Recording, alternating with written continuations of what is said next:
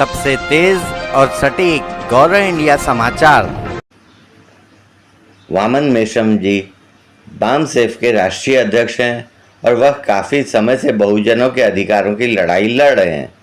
बामसेफ एक सामाजिक संगठन है और बामसेफ सभी बहुजनों को एक साथ मिलाकर देश की दोनों बड़ी राजनीतिक पक्षों को सत्ताहीन करके देश में केवल बहुजनों की सरकार बनाने के पक्ष में है।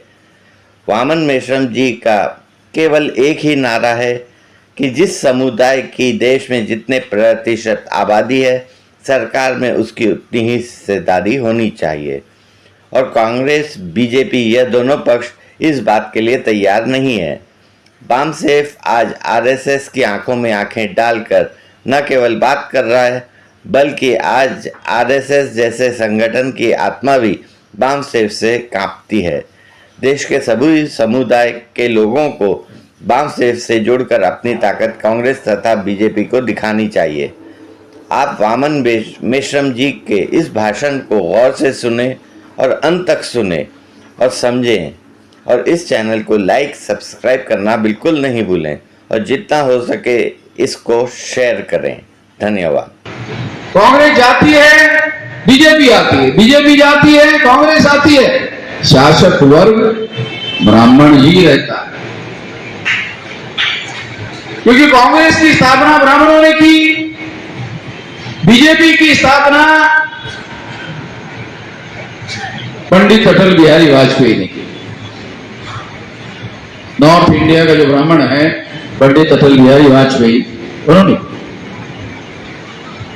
तो इसका मतलब यह है कि एक ब्राह्मण जाता है, दूसरा ब्राह्मण आता है और उनकी पार्टियां आती है, तो इसका मतलब है शासक वर्ग जो है, चाहे चुनाव के द्वारा कोई भी बदलाव होता हो, ब्राह्मण ही डायरेक्ट और इनडायरेक्ट सत्ता में रहता है।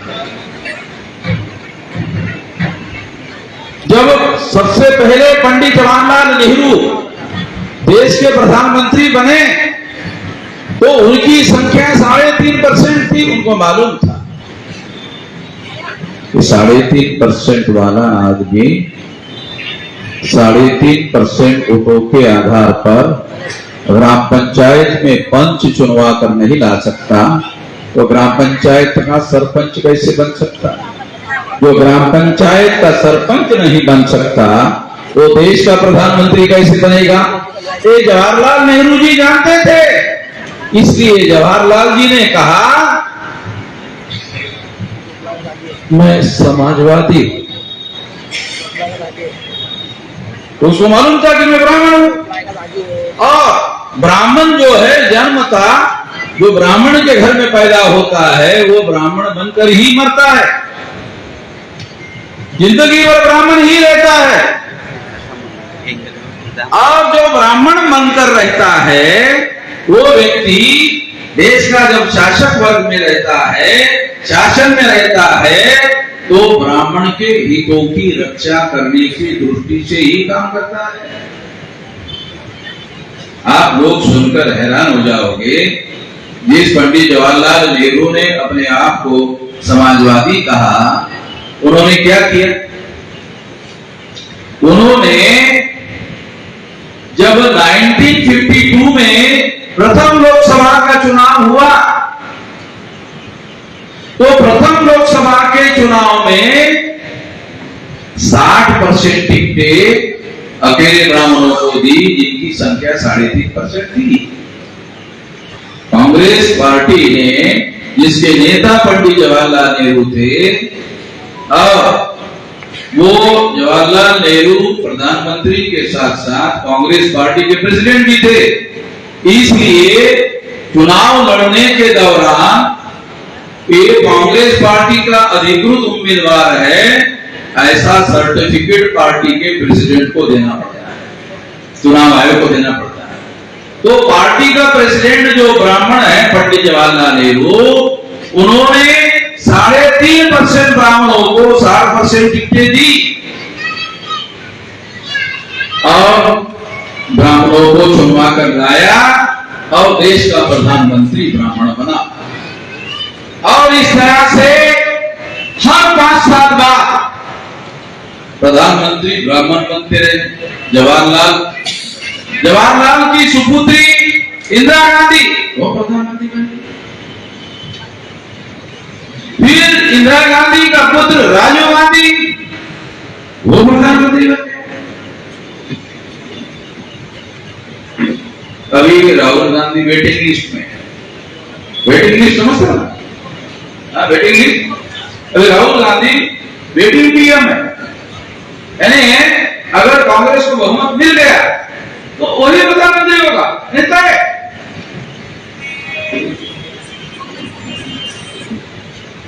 इसका मतलब यह है कि हम लोग जो बहुसंख्यक लोग हैं, एससी एसटी ओबीसी माइनॉरिटी के लोगों की संख्या 85% से ज्यादा है। एससी एसटी ओबीसी की संख्या 74.5% है। अब केंद्र में बहुत बार 20, 32, 34% पर सरकारें बनी। क्यों बनी? इतनी कम वोटों पर सरकारें क्यों बनी?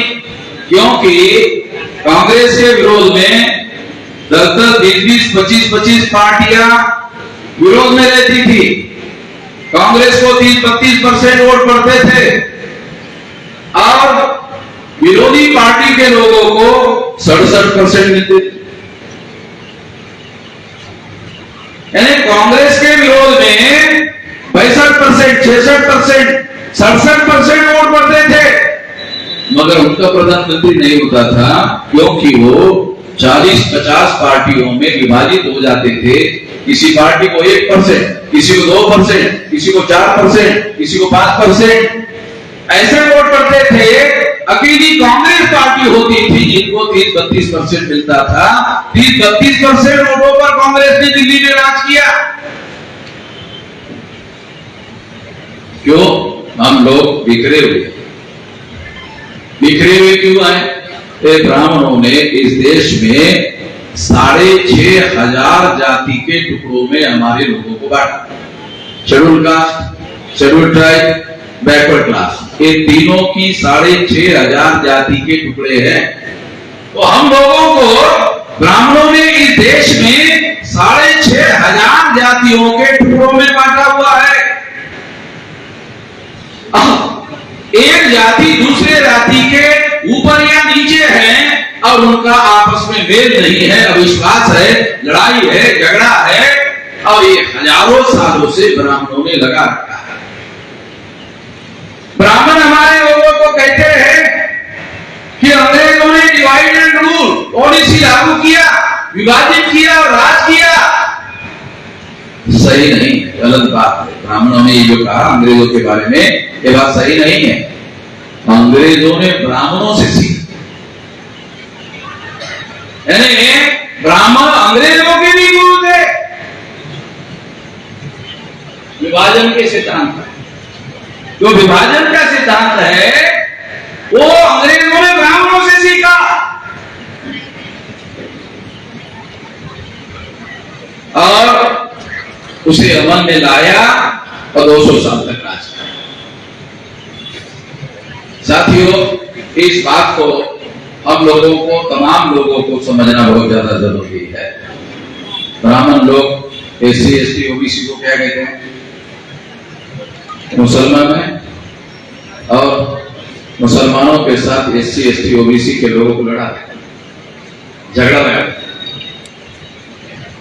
जब झगड़ा लगाने के बाद फसाद होता है, फसाद होने के बाद दूसरे दिन एससी एसटी ओबीसी के लोग सारे के सारे हिंदू हो जाते हैं।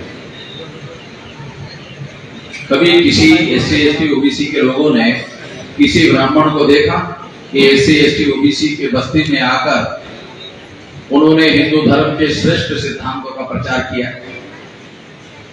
किसी ब्राह्मण